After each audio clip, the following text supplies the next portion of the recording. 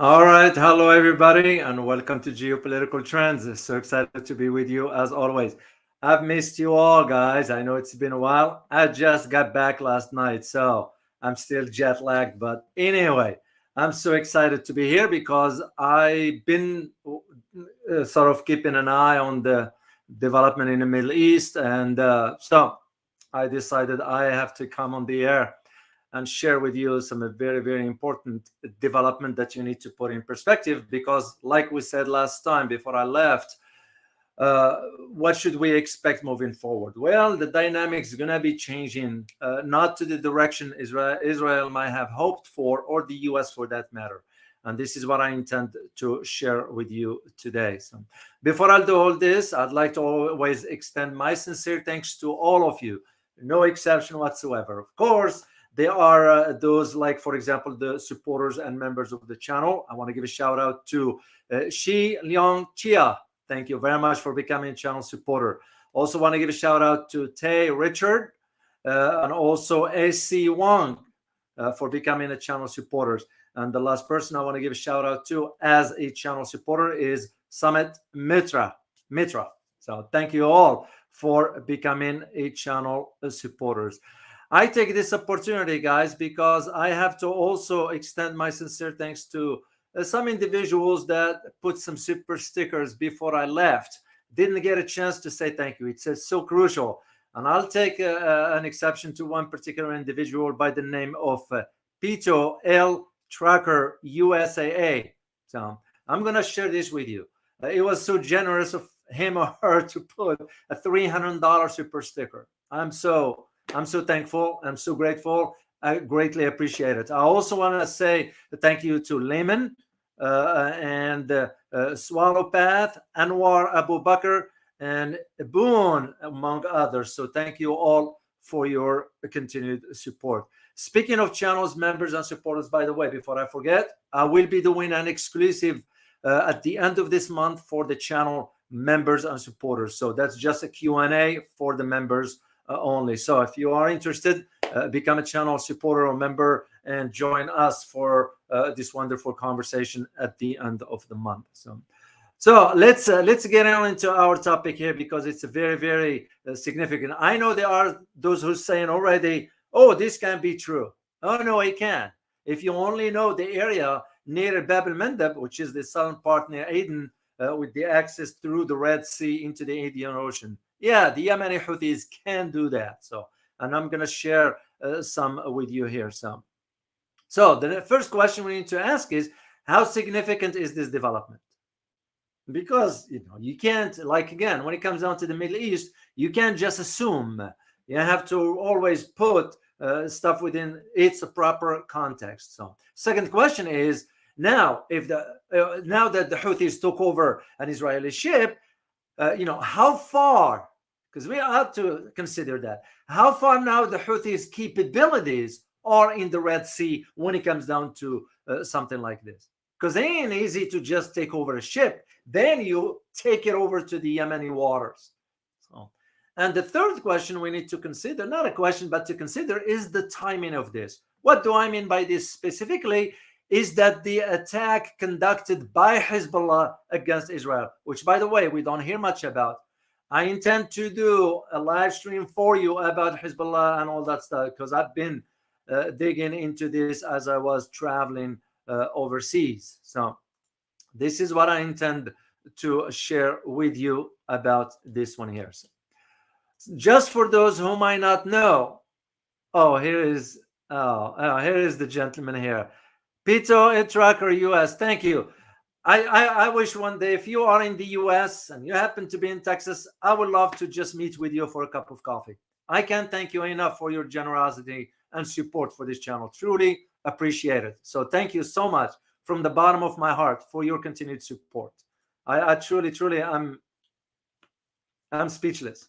That's all I can say. So what I can say, guys, is that the idea of, for those who do not know the background of this, is that the Houthis, which is a group in Yemen that is supported by Iran. It's not a secret. So now they were able to detain an Israeli ship. And we're not going to talk about the details about the ships and all that stuff. No. Is the significance of this geopolitically in that part of the world, given what's going on in the Middle East right now, especially when it comes down to Gaza? So the Houthis group, which is well armed by by Iran, yeah, it's no secret. So I'm going to share a picture with you here, guys, because you need to see something here. And this is for real because I checked on it. You know, what you are looking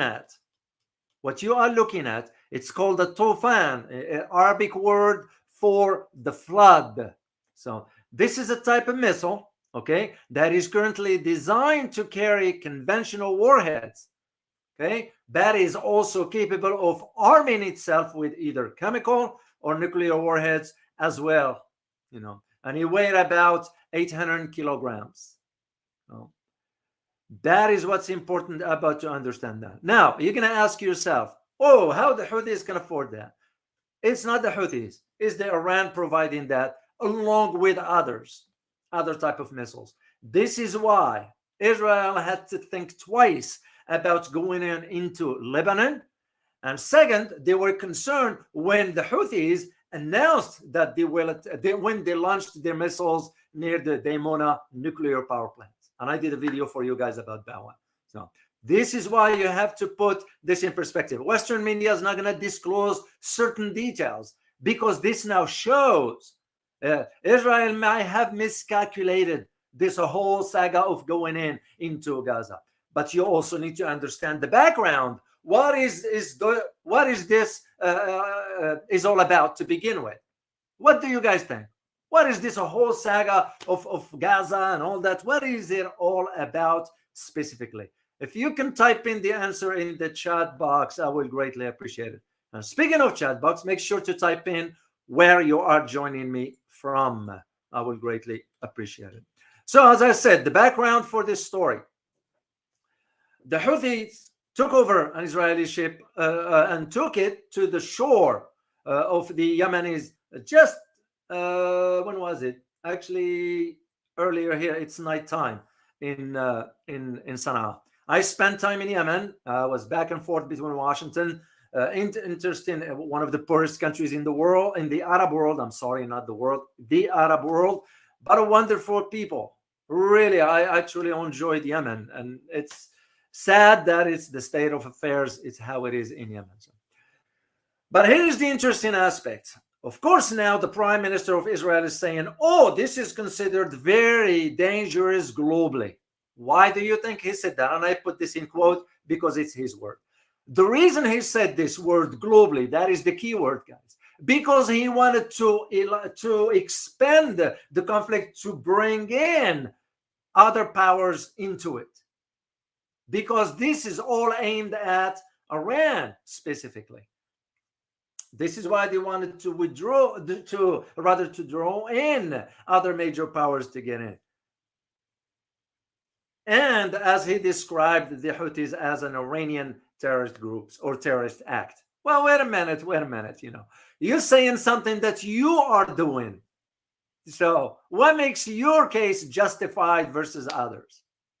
Call a spade a spade. We gotta be fair. So, but what's interesting about this, like I always say, guys, in international relations, context matters. The picture of this, that the Houthis took over the Israeli ship, it's no different than the picture of the APEC summit that took place in San Francisco. I don't know if you guys watched it. I don't know if you saw the image when the President Biden, the idiot Biden, stood in the middle of the meeting and walked towards President Xi, which is so pathetic because that breaks protocol of every diplomatic norm. You don't do that, you know, because the significance of this is that, hey, see me, I am the one in charge here. I am this, all this arrogance, because it's nothing but an arrogance. You don't do that in a setting like this because you, President Biden at that time, wanted to show superiority. Why don't you meet with President Xi after the meeting? You don't get up in the middle of doing.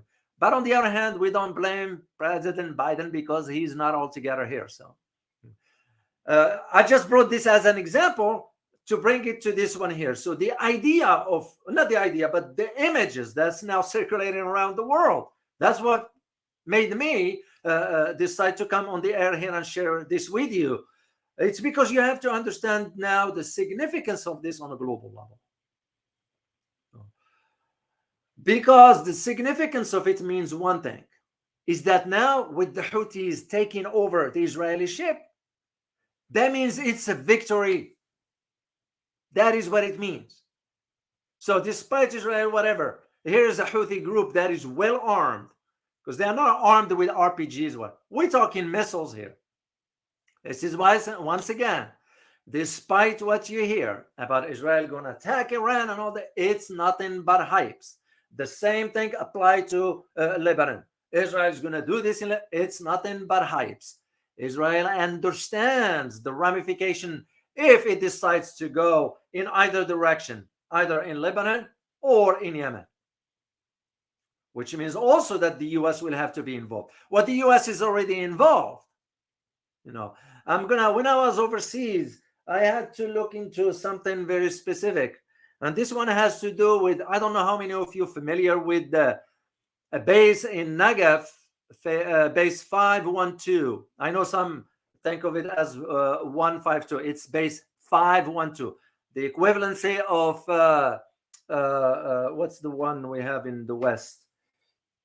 Area 51. So I intend to do a live stream for you. I just got here, guys. I'm still jet lagged. Once I just give me about 48 hours or so to, get back to normal here as far as the time zones, because I had to fly a lot from different locations, and I'm gonna do that live stream for you. So here's the thing.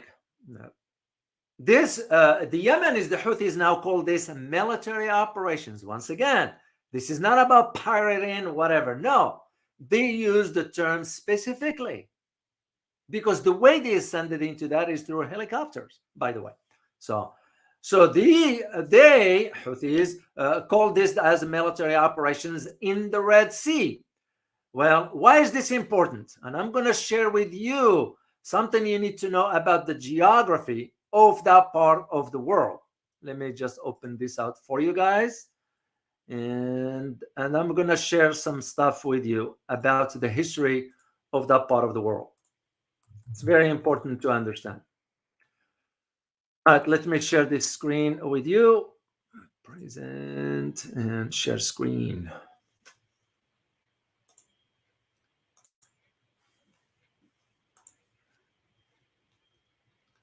There we go.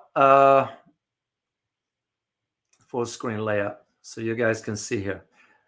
Okay, what's interesting about this? Well, what's interesting, first of all, you have to understand the historical role of this.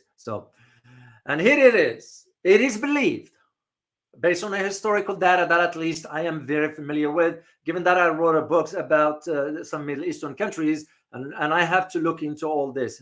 So it is believed that in the ancient world, the Strait of Babel MB, and Babel MB is this one right here. This is Babel MB, right in this area. What you see right here, and this is for what you see Djibouti here. So Babel MB is this one here. That is very, very important. So Babel MB was much shallower than it is today. And why is this? Because it allowed the migration of modern humans across the strait. The strait, also Babel MB, that is, served as the route of entry of the Semitic Ge'ez speakers into Africa, sometimes way back around about 1900 BC. That's how far back it goes. And in the period between 100 and 940 AD, that is, the Aksumite Empire ruled over this region of what is known as Eritrea. This is why there are a lot of Jewish in Eritrea, if you go to Eritrea, and in northern Ethiopia as well. So I remember when I was in Yemen, there was a lot of immigrants coming out of Eritrea and Ethiopia into Yemen. And Babel MB was under their control, meaning the Aksumite Empire at that time. So in 1799, the Purim Island on the strait was captured by the British at that time. That's why British has ruled that area, who subsequently erected a lighthouse on the island in 1861. And this is according to the historical record, allowing now the Brits to exert their influence on the strategic traffic on the island in 1861. So, and all the routes that goes through Bab el-Mandeb, that's why the British were interested in it back then. So, and the name itself, just FYI, the name of Bab el-Mandeb means the gate of tears. That's the translation of it from Arabic into English, which was referring basically to the large number of the shipwrecks that have occurred in this region. Arabian legends also talk about the large-scale drowning of people in the waters of Bab el-Mandeb during the earthquake that separated the land masses of Arabia from Ethiopia. This is what's important. So you fast forward to today and you think about what is the significance of it. Well, you think of Bab el-Mandeb the same way you think about the Strait of Malacca, for example, in Asia, or the Strait of Hormuz near Iran. So Bab el-Mandeb serves as a strategic oil trade route between the Middle East and the European countries. And it allows for direct connection between the Persian Gulf and the Mediterranean Sea via the Suez Canal. This is why the strategic importance, when you understand the impact of any geopolitical conflict on economy and vice versa. You think about shutdown of oil, for example, oil flow on a global level. That's going to have a major, not only economic outcome, but geopolitical as well. So the closure of this strait will force the oil tankers from the Persian Gulf to navigate all the way across the southern tip of Africa towards the north to reach the countries of European Union. You can only imagine the cost associated with this. Now you understand why the US, Japan, and China are in Djibouti. So this is the whole idea of understanding. And beside oil, guys, the strait also serves as a navigation route for non-oil vessels moving between the Middle East and Mediterranean countries. Once again, you have to understand, for example, the BRI, the Belt and Road Initiative, why China is important in having countries in the region subscribe to the BRI, which some of them did. Others are still thinking about it. And this is why it's important to understand. So currently, a bridge, prospectively to be named as the Bridge of Horns, has been proposed to be built on the Bab el-Mandeb Strait between the coast of Yemen and Djibouti, because the proximity, and it makes perfect sense. So if you look at this distance here between Bab el-Mandeb and Purim, it makes perfect sense. So that is why it's important to understand these dynamics as we discuss this, because a lot of people just think of, well, the conflict, but you have to also understand the historical aspects of it and the geography, which is very, very, very important. Now, let's go back to our conversation about the Houthis now taking over this ship. So what they said, the Houthis basically, what they said on Twitter, X that is, and I do have, because I need to confirm this one with you guys, so you understand where the information is coming from. There are those who are saying, oh, this is not true. Well, of course, Israel is going to say, no, it's not true. No, it is.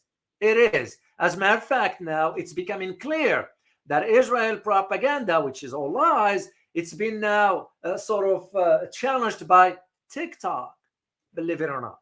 Yeah, TikTok. This is where the idea of why all of a sudden you are seeing what you are seeing. So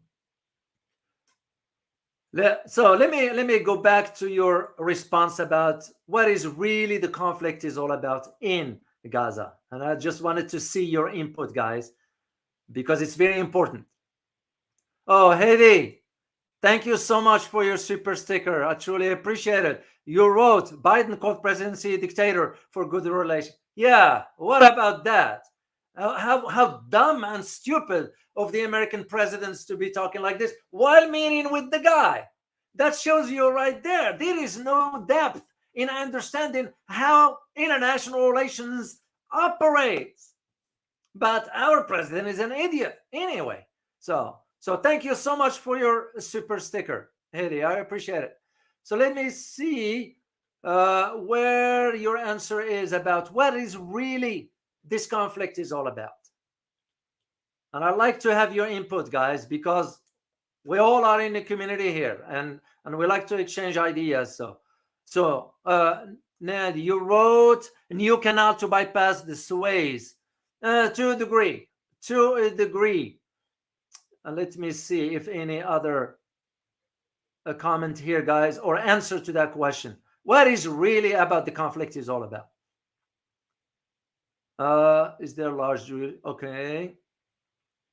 Oh. Dr.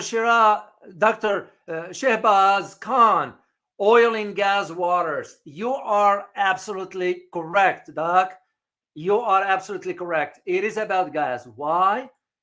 It's because it has been discovered that Gaza is rich recently, which is recently discovered, rich in natural gas and oil.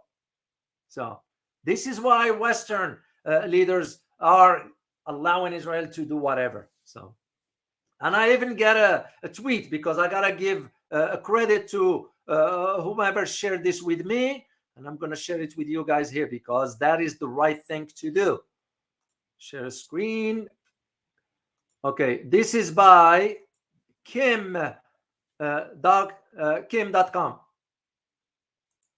Yeah, he's also correct about this one here, and he wrote, and I quote here. It's this why Western leaders gave Israel free rein to kill and displace Palestinians and take administrative control of Gaza. That is what it's all about, oil and gas. Because here is the thing. Turkey and Qatar already wanted to put an oil embargo on Israel. As a matter of fact, here is what, again, the media is not disclosing, and this is part of why I had to travel without going into details where I was and all that stuff. If Israel gets involved in more fighting for 3 months, its economy will go down completely. It's a reality. It's a fact. And they're not going to disclose this. Western media is not going to disclose this one. So this is where the challenge is for Israel. And this is where it's linked to area or base 512, which I will do a live stream for you about it, because you need to understand why that secret base now has been revealed. What was it doing there to begin with, which is in a Negev region, which is closer to Gaza. It was an underground base over there. So the way now the Houthis, how they're gonna be addressing this is the idea that they're not gonna want to harm anybody. Their objective was to show their capabilities, and because if they are thinking in Tel Aviv or in Israel that the Houthis will have just RPG, it's a mistaken. Houthis are well armed by missiles provided by Iran, And if you want to find out, ask the Saudis when the Houthis were firing at them at that time, before China was able to broker a deal between Iran and Saudi Arabia.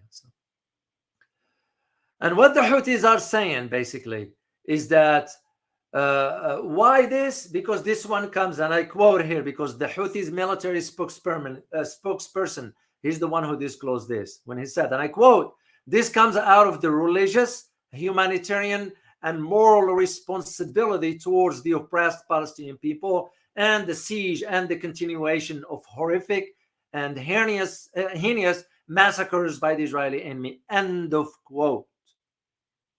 Spot on. Because shame on my government here in the United States that Biden is not even willing to come forward and support the ceasefire. That shows you how involved we are into this. And shame on my government. Because basically, what are we doing? We are committing genocide. There is no other way of wording it.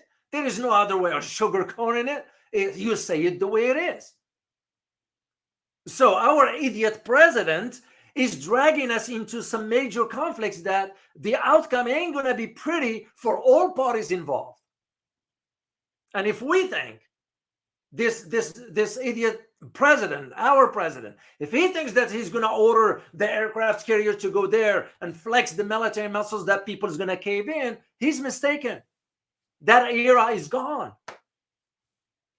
And this is why I said, if you recall, guys, when I did the live stream before I left, I told you, will the conflict expand? That was my hint to what you are witnessing right now. I knew back then, and I'm, as one who spent time in the Middle East, I knew that the conflict ain't going to be limited to that part of the world only. It's going to expand. This is why Israel now is stuck. They can't go to Lebanon.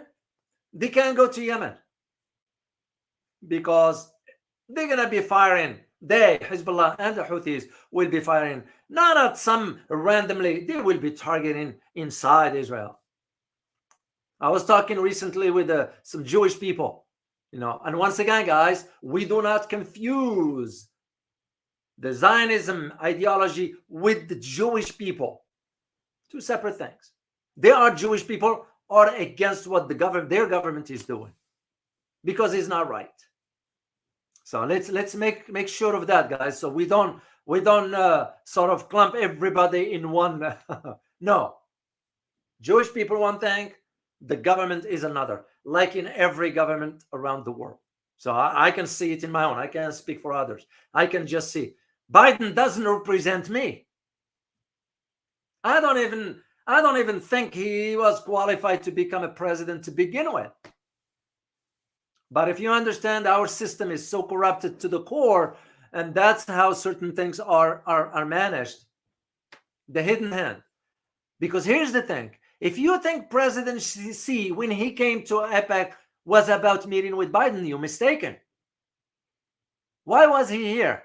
As a question for you. If you can type in the answer in the chat box, guys. So now, to go back to this. The Israeli government, Netanyahu's office, is saying now, oh, this is very extremely dangerous. It's going to become a global issue. Once again, it's calculated.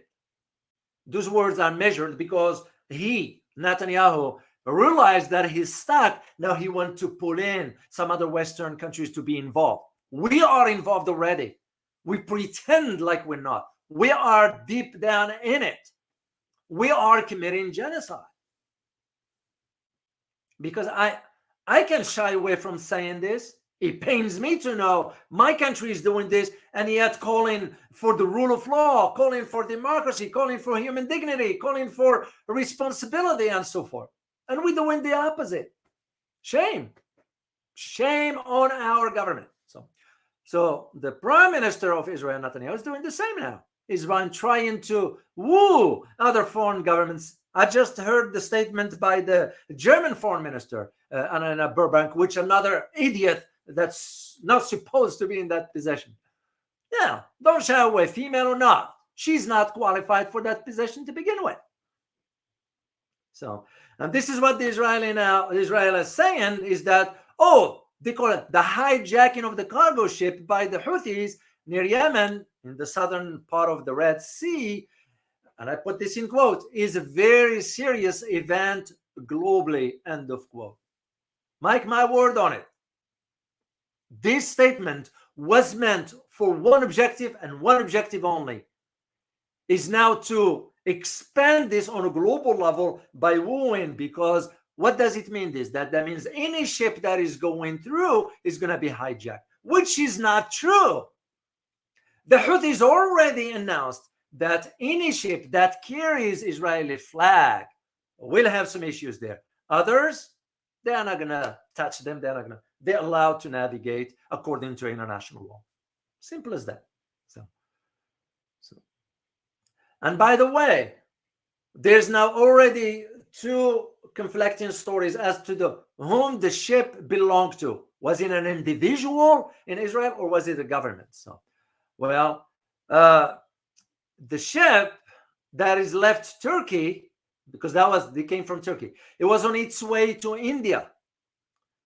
So, with an international civilian crew. But the Houthis are saying something different. They were Israelis inside. So because Israel now it's been exposed. They've been telling lies about, for example, the bombing of the attack on the hospital, that it was the Hamas group that did it, when in reality it wasn't. Because TikTok now is exposing all this. And Israel cannot control TikTok.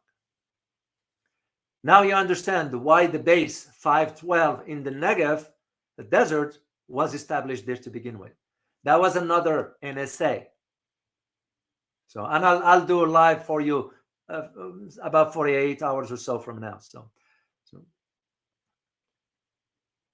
And here is what the prime minister said, Netanyahu, which, by the way, he's not well liked in Israel. Most Israelis do not want him.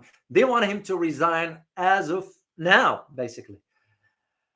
The reason why he's still on, because if he resigned, he will be in jail because of the corruption investigation that was conducted, and it was proven that he was corrupt. He got involved in some corruption stuff. The bottom line is he can, if he leaves the office, he will be in jail. So the being in our office now is a protection for him. So he said, and I quote, "The hijacking of the ship will create international repercussions related to the security of global shipping lanes." End of quote. You can just see, as an analyst, I have to look at it from a broader perspective as to what is the meaning of certain words. You don't just spew words for the heck of it. No. Those will have to be measured if you are aiming at pushing a specific agenda in a specific direction. That is the whole idea. But the Houthis were ahead of it already. They're saying they are not going to attack any other ship except the one that have the Israelis flag. And if you think that other countries will want to do the bid for Israel, yeah, it will be one country will do that, the US. Second country will be the UK. That's about it. But the Houthis are smart enough to know. Now, there was some confirmation from some entities in the Middle East which have confirmed. I couldn't confirm it personally. So the only person that I know will know of this, I wasn't able to get a hold of. The confirmation, they said so far, that is the ship detained in the Red Sea belonged to an Israeli businessman. Other entities saying that the ship is partially, that's the key word, partially owned by an Israeli company. So I can't confirm either or.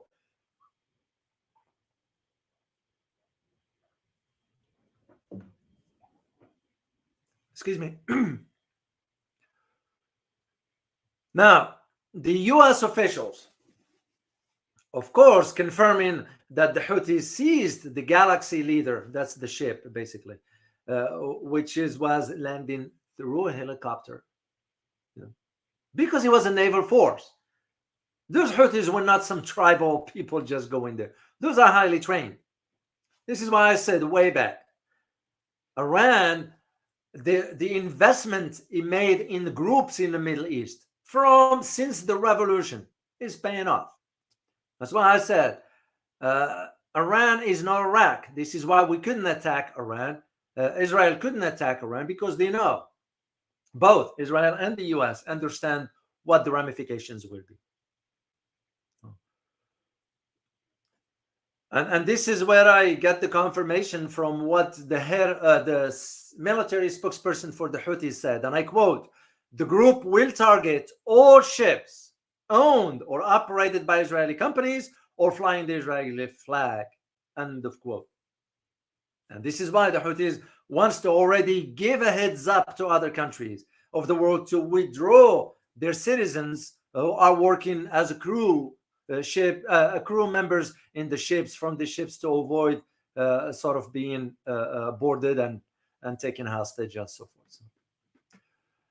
The other thing is the importance of all this. And like I said earlier, you have to put the timing of all this.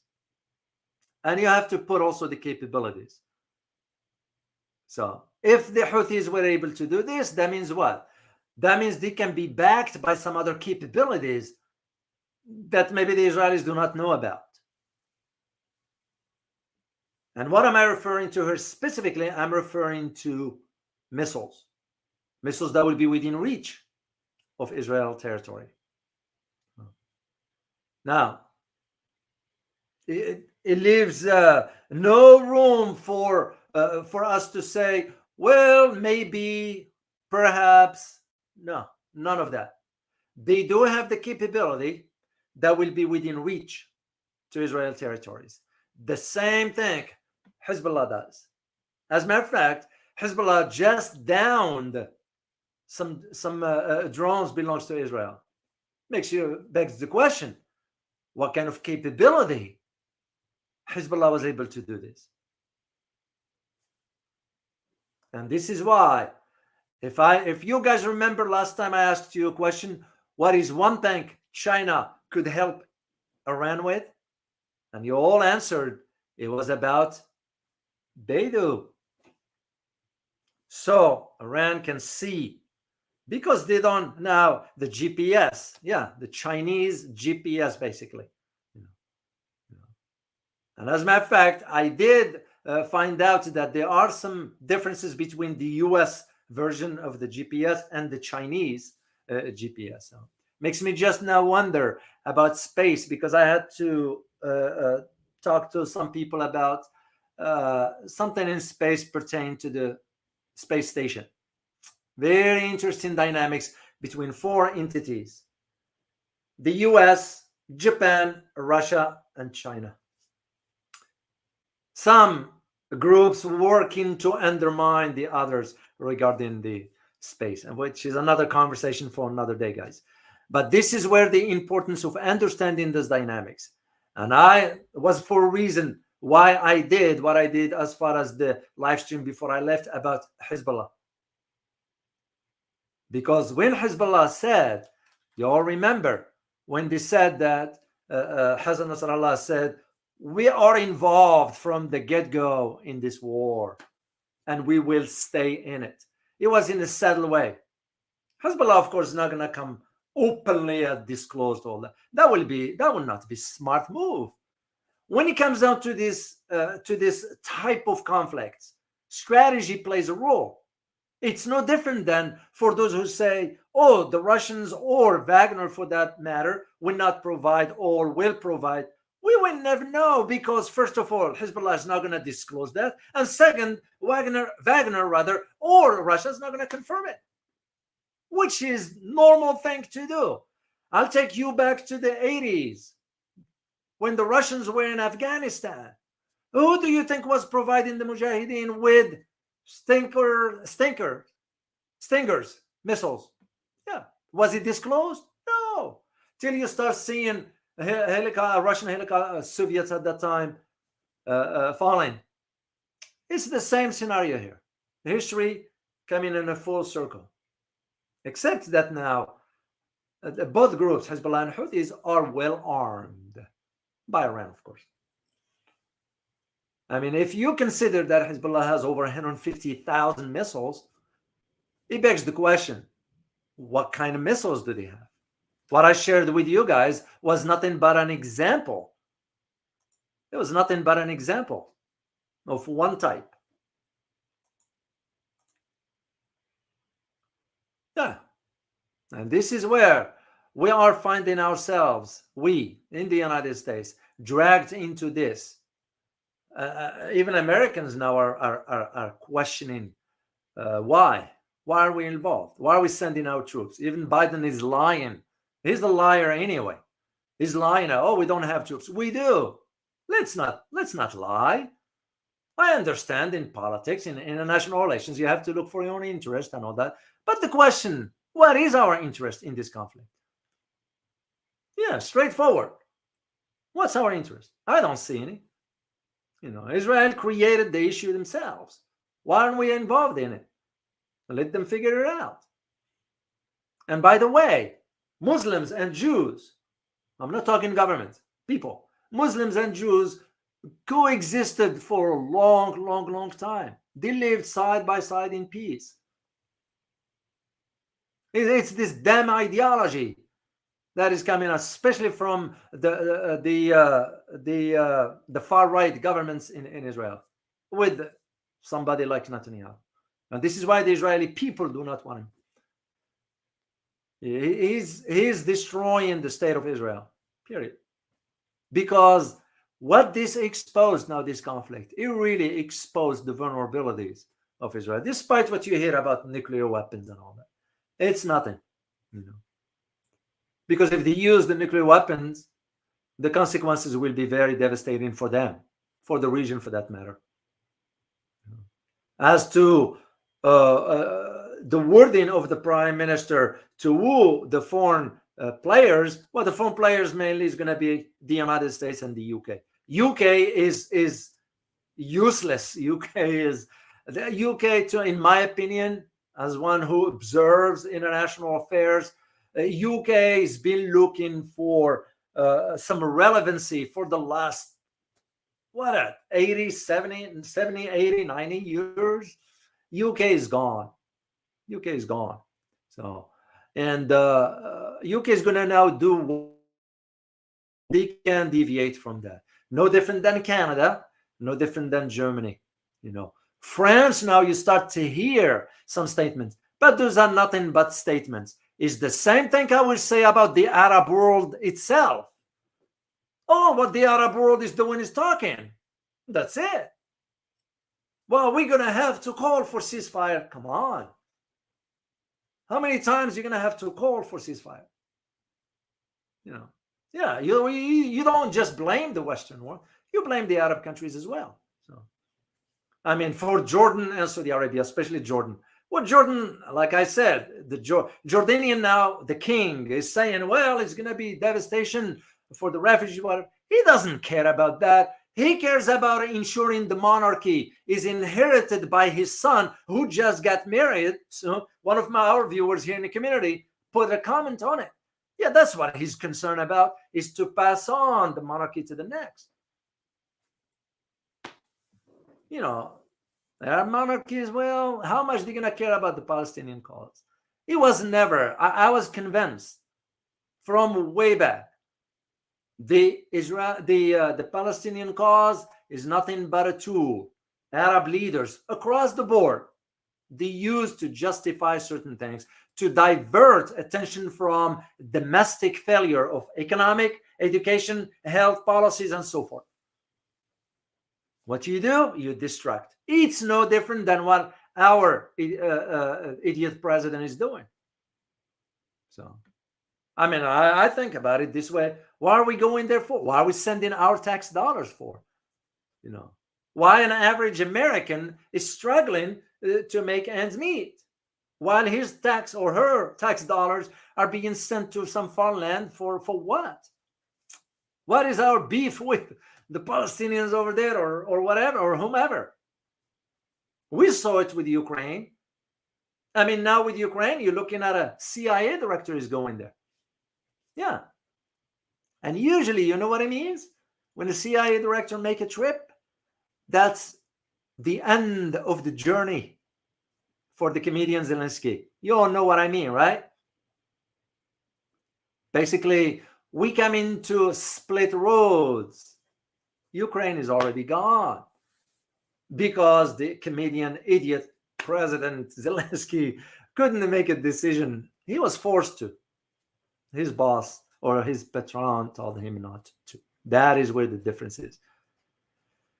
And that is the whole idea of you guys to understand about, first of all, you have to have a grasp of really what is at the heart of this conflict all of a sudden. Yeah, oil and gas. So, and we all been involved in conflicts where there is oil and gas. When you look at the history of the Middle East, most of the conflicts were over that. And that is the reason why. And this is no different. Uh, Israelis, I think they miscalculated because they are depending too much on the US. And for us, even now, you look at what's his name, the new Speaker of the House. You know, his first statement was about supporting Israel. Oh, hold on a second, man. You are third in line for the presidency in case something happens, and that is your first order of business. What about the American people? And it shows you right there who's really in charge. That takes me back to the question I asked you guys. For when President Xi was here in the US, in San Francisco for the APEC, what was really the trip is all about? Let me see if you guys put that in.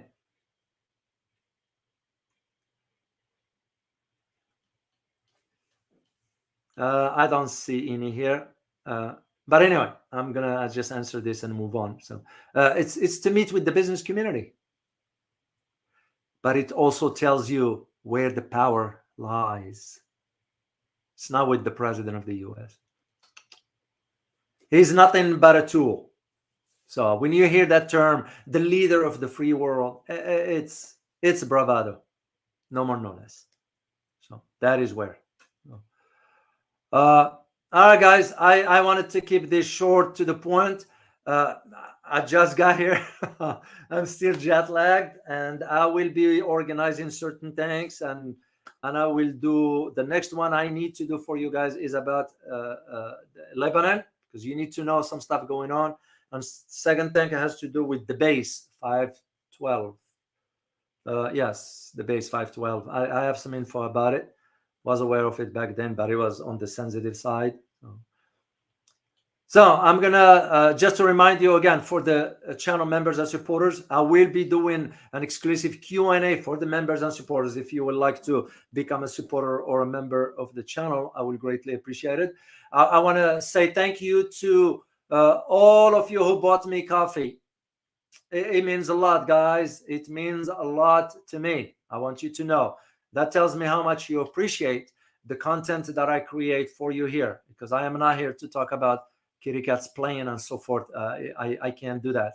I don't have the personality for that. So I'm here to share information that I feel you will need to know, given the complexity of where things are headed. Yeah, you have to be thinking in those terms, what lies ahead.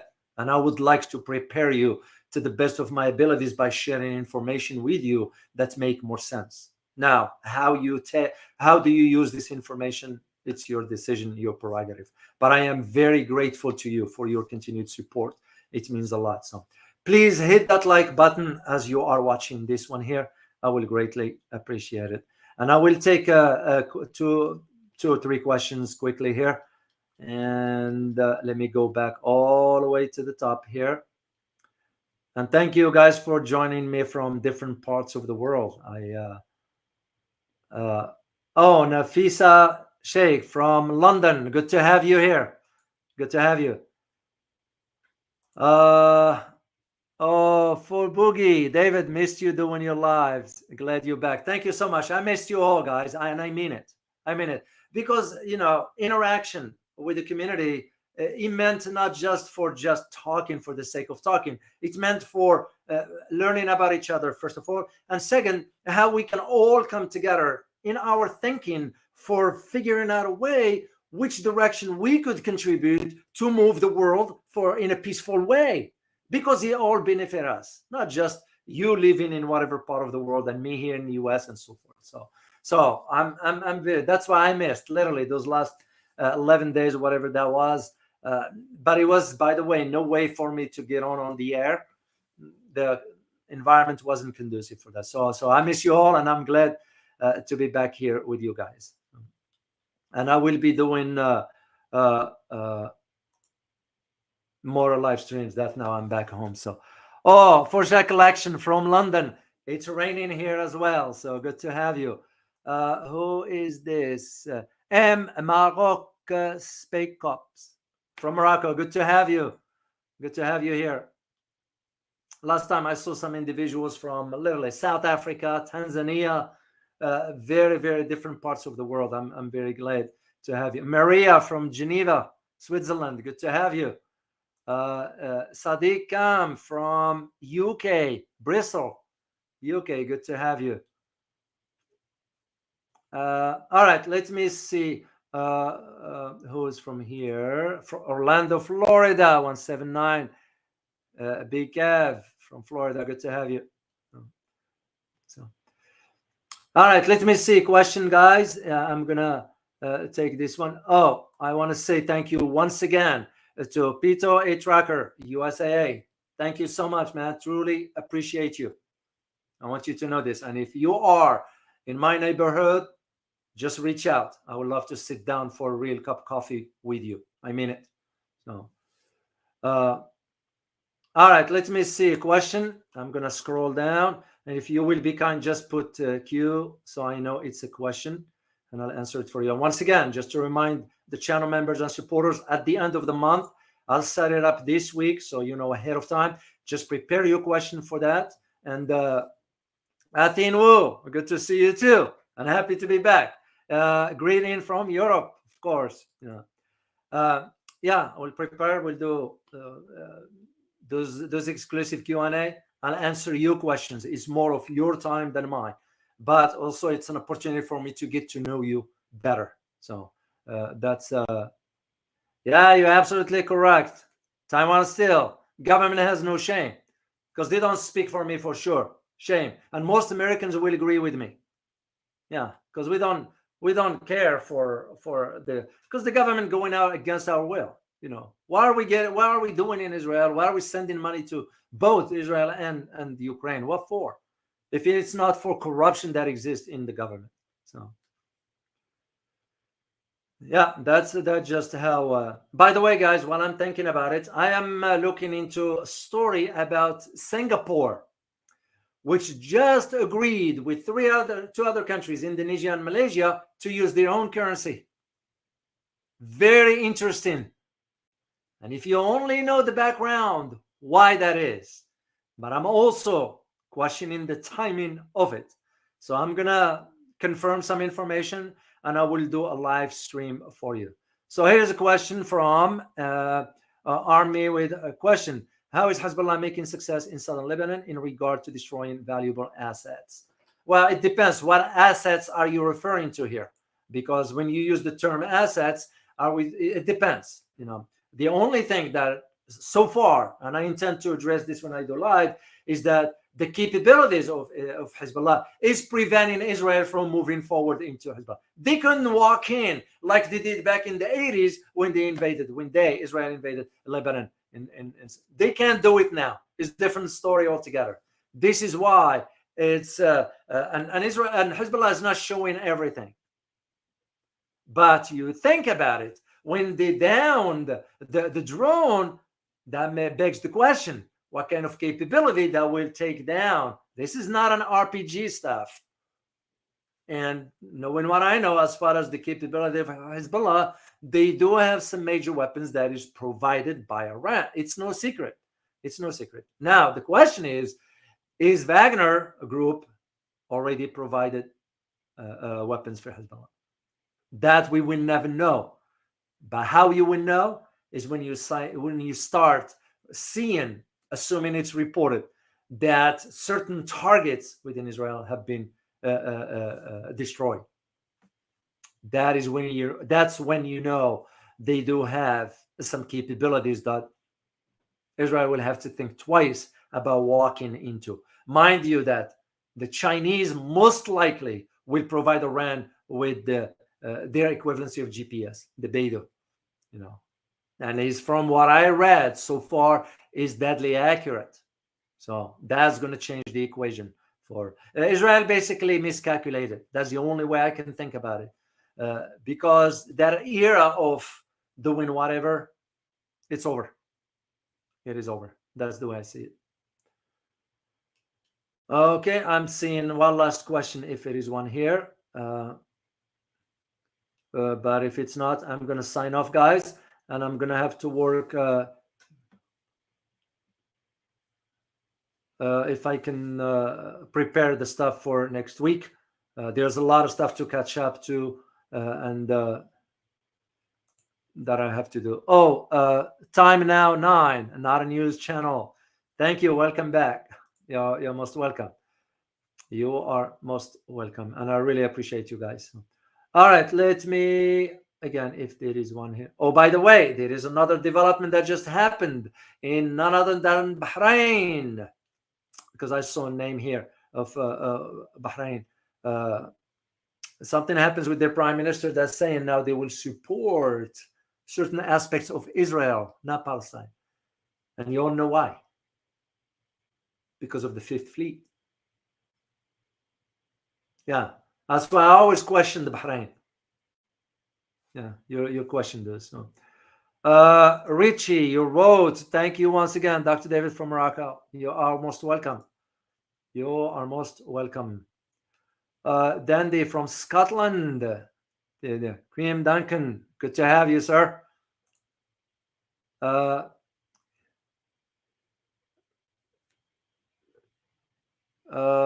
There's one quick question. I think a question here. Do you think this act of ship will escalate the war in Palestine out of No, because this one has to be put within a different context. And the context of it has to do with the capabilities. Because now what it's going to be the issue of demonstrating that, when I say they, meaning in this case Hezbollah and Houthis and other groups, that we will be willing to take you on, Israel, if you choose to go forward. That's what it means. So by taking over a ship, it's a big global message that they're sending for the world to know that the capabilities within the Houthis are not what you may think. And again, we're not talking RPGs here. We're talking about serious weapons that they do have. That's what it means. As far as escalating the war, no. The war is taking its own trajectory. And Israel relies in more and more that they are sort of sucked into a hole that they might not be able to come out of it. And the way, because they're trying now to figure out in Gaza by pushing Hamas out of, they can't. They won't succeed to. You know why? For a simple reason, because Hamas is part of the fabric of the society in Palestine. As simple as that. And Israel is not going to succeed into that, because that's how it's going to do it. So question is, will America or European naval forces now start to interdict Houthi forces now? Because that means they're going to have to get involved. And if they get involved, that means they become a target also.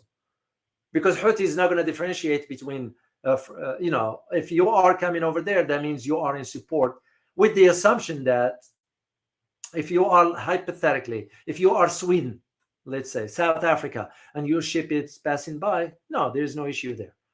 But if the US or Europe, and if even European, who you're going to be thinking about? You're going to be thinking about UK, maybe Germany. Because Germany is at crossroads also thinking about, especially now when considering that inflation in Europe showing no sign of abating. Despite what they are saying, oh, inflation is down. It's a lie. It's a lie. So this is how I see. That's how I see it. But also you need to consider that Russia and China will play a role behind the scenes. Don't think ever that China is going to just sit idle. Russia is just going to sit idle. No, this is the game of geopolitics. It's all about strategic interests, but also understanding, given the shift on the global stage, global landscape, that this is why for China and Russia, they're going to have to play a role, because the shift is happening in the Middle East with the involvements of Russia and China. So that is why they did the video on the other channel about the changes in the Middle East are coming through ventures, not conflicts. And who's going to benefit the most from that is China. Question quickly here. Question, is KSA fed up with Hamas and government after they broke apart from a deal that King Abdullah and KSA made between them, and that it weakened the Palestinian issue? No, because here is the reason why is because now in the monarchy you have a different leadership. with the de facto leader MBS trying to ensure the support of the global community as far as his leadership once his dad passes away. You don't hear much from King Salman himself because he's elderly, he is sick, and just matter of time. You're looking at a few weeks, if not a few days. I mean, we wish him well, of course, but so MBS, given the order he gave about the killing of Jamal Khashoggi, the journalist, Saudi journalist, who was a U.S. resident and Washington Post reporter, even Biden himself was saying, and we're going to hold him accountable too. It was nothing but hypes. But for MBS, he's already tarnished his image on the global stage. So he's trying a way to woo the support. This is why Saudis are doing some initiatives, economic. For example, come January 1st, 2024, most of the international corporations in Saudi Arabia will have to move their headquarters into Riyadh. They're all going to be concentrated in one location. But to the Saudis, after all, even during the time when King Abdullah was in power, it was always the fear of the Shia, even though it was just created fear. Shia had no interest in taking over Saudi Arabia, whatever. Yes, there are minorities there, but that was the reason why after the revolution of 1979, the Saudis got alarmed because they start thinking in terms now the Shia is going to take over the Middle East, which wasn't true. I'll tell you this based on my own research. Shia is not going to dominate the Muslim world, and the majority are Sunnis, and the conflict between Sunnis and Shiites was pushed. Of course, if you have to go back 1400 years ago, when the issues were about the succession after the Prophet Muhammad at that time, but in modern day, in contemporary time, that issue has been taken out of proportion, and the Saudis has to use that to ensure the survival of the monarchy. Always, guys, remember this. When it comes down to the Middle East, mainly Saudi Arabia and Jordan, it's all about the survival of the monarchy. That is the key. Now, could it be the same for example, Morocco? Yes, it is. Same thing.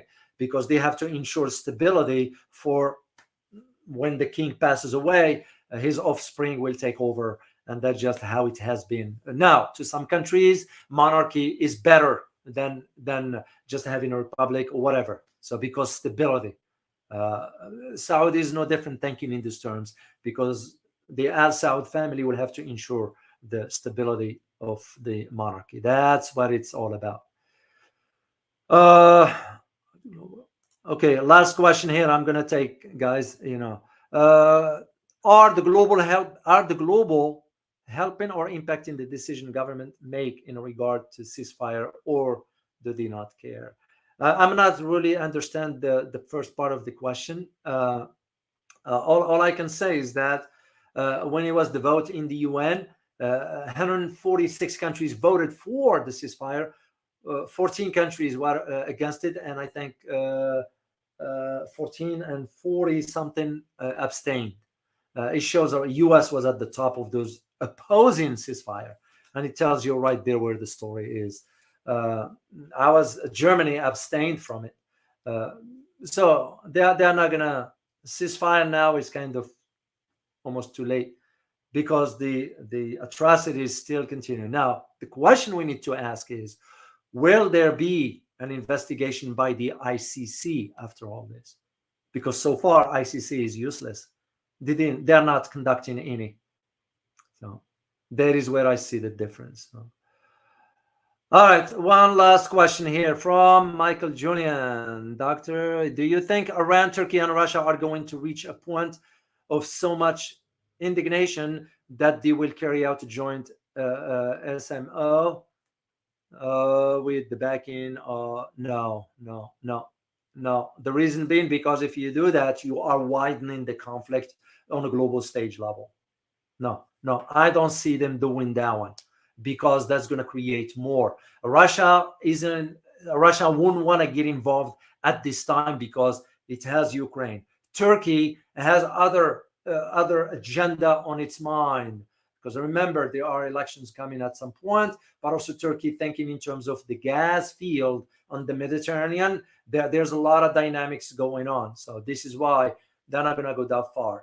What Turkey is going to want to do is to show that it's taking a lead in the Arab world or the Muslim world by standing up to Israel. Because if you see the statements issued by Recep Tayyip Erdogan, it's really using some very measured word, highlighting how the atrocities committed by Israel. So you don't hear other Arab countries saying the same.